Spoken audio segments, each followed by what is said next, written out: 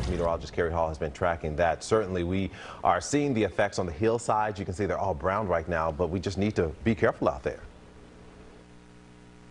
Yeah, even just something as simple as pulling off to the side of the road can be dangerous, especially if if your car is on fire or something like that, or if you have some sparks of any kind, because that vegetation is so dry. And we are enjoying some sunshine and cooler temperatures around the Bay Area. Check out the 7-day forecast as it comes up at the bottom of the screen.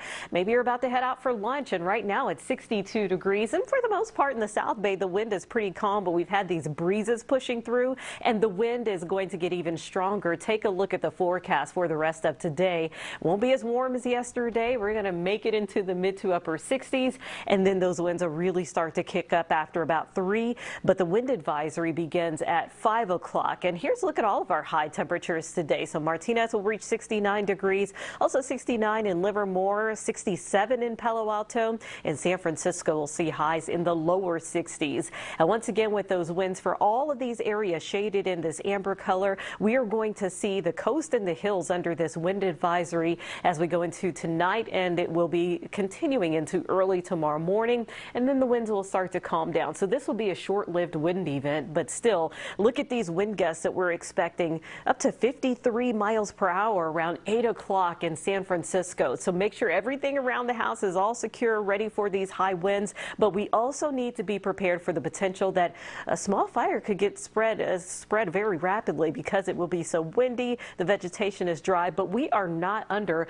a red flag warning, and let me show you why. Usually with a red flag warning, there has to be very low humidity. Even during the middle of the day, we're going to see our relative humidity numbers at about 50, even down to 22% in Napa, but it does have to be below that to meet that criteria. There's a storm system passing just to the east of us. That's going to bring in some rain and snow for the Sierra.